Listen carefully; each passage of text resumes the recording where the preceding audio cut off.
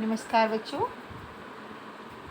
आज की इस कक्षा में हम जानेंगे कि किस प्रकार से हम शब्दों की मदद से एक कविता लिख सकते हैं और अपने वैल्यू बेस्ड मूल्यपरक प्रश्नों को किस प्रकार से हम लिख सकते हैं।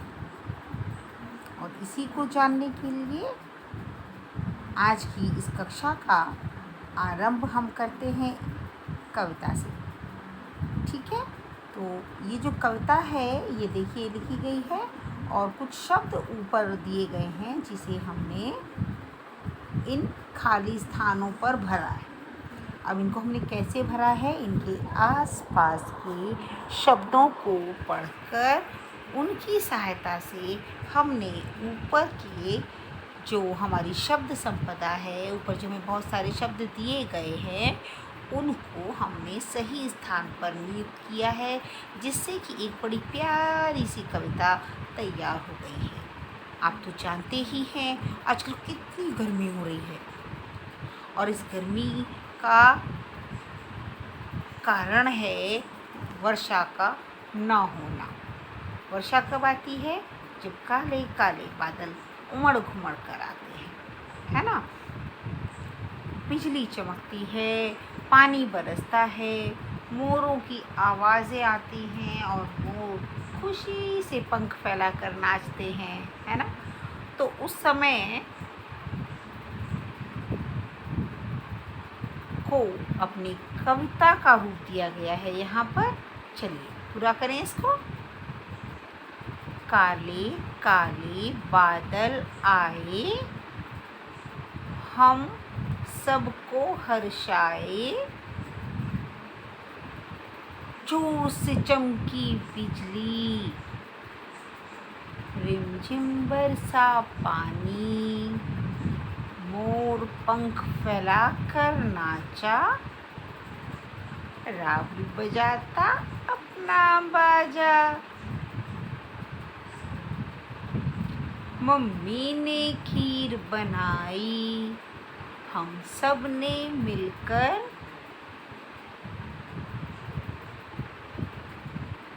खीर को खाई। ओके, तो ये सारे शब्द आ गए हमारे। हम सब ने मिलकर खीर खाई। खाई शब्द भी ऊपर लिखा है लेकिन हमने नीचे नहीं लिखा है, तो इसे हम लिखेंगे, है ना। मिलकर खाई, हम सब ने मिलकर खाई। ओके, अंतिम पंक्ति में हम सब ने मिलकर खाई।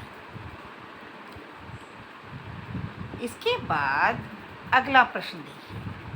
अपने किसी प्रिय मित्र का चित्र चिपकाकर उसके विषय में एक छोटा सा अनुच्छेद लिखो। ठीक है, तो फोटो तो शायद आपके पास आपके मित्र का नहीं होगा, कोई बात नहीं है। आप मेरा मित्र विषय डालकर अपने मित्र के विषय में 10 पंक्तियाँ लिखेंगे। कैसे?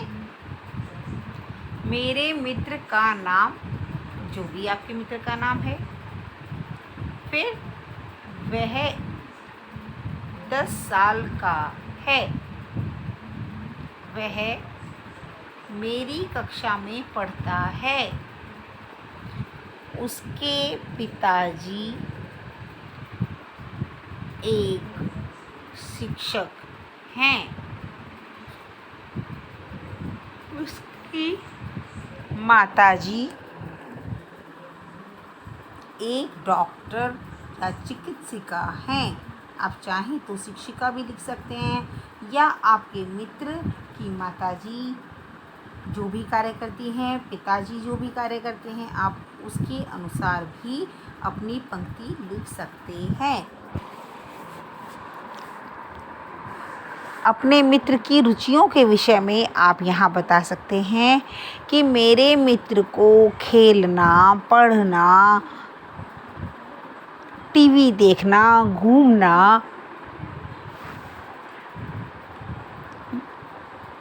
पसंद है, वह फुटबॉल का एक अच्छा खिलाड़ी है, हम दोनों एक साथ शाम को फुटबॉल खेलते हैं, मेरा मित्र पढ़ने में मेरी सहायता करता है।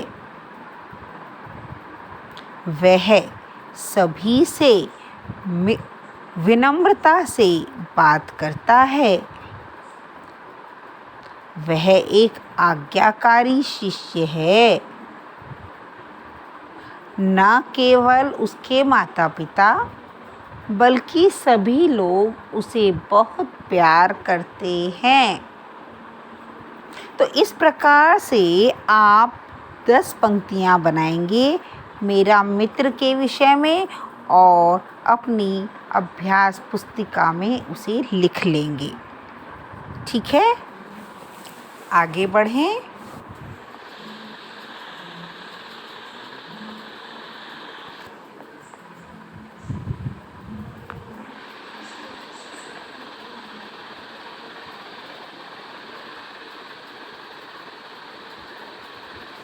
इसी श्रृंखला में आगे बढ़ते हुए हम सबसे पहले थोड़ा हंस लेते हैं। ओके।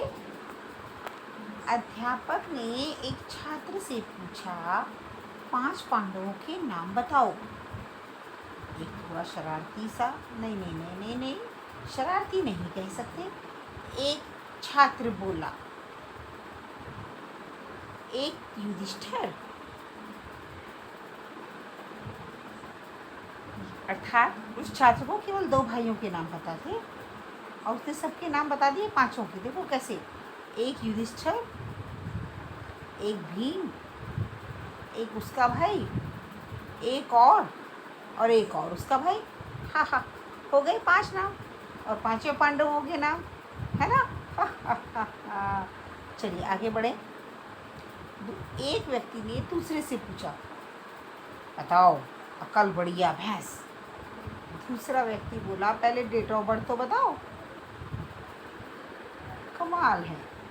चलिए कोई बात नहीं, ये तो हमारे जीवन का अंग है। हम अपने मूल्यपरक प्रश्नों की तरह पढ़ते हैं। यदि आप किसी से गुस्से में बात करते हैं तो उसे कैसा लगता होगा? सोचने और समझने वाली बात है कि यदि हम किसी से गुस्से में बात करते हैं तो उसे कैसा लगता होगा। निश्चित रूप से अगर हम किसी से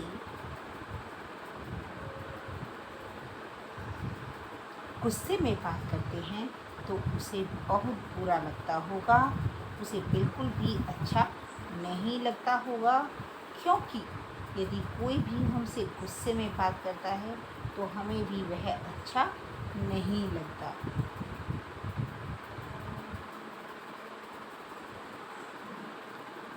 आपको किस पक्षी की बोली मीठी लगती है और क्यों? जी हाँ, हमें कोयल की बोली बहुत मीठी लगती है। कुहू कुहू की उसकी आवाज़ जब कानों में पड़ती है तो ऐसा लगता है जैसे वह हमसे कुछ कहना चाह रही है। उसकी मधुर और मीठी आवाज़ सुनकर मन को बहुत अच्छा लगता है।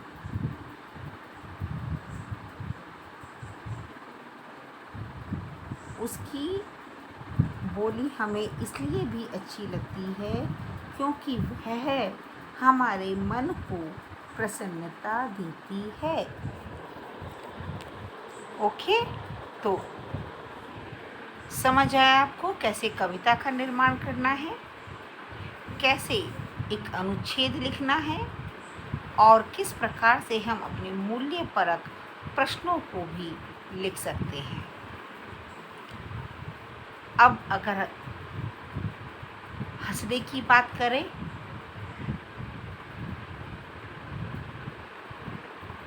तो आप सब भी मुझे एक एक चुटकुला अवश्य सुनाएंगे। ओके, जिससे कि हम सभी मिलकर खूब हंसें और अपनी सेहत का ध्यान रखें, अच्छा खाएं, खुश रहें। धन्यवाद।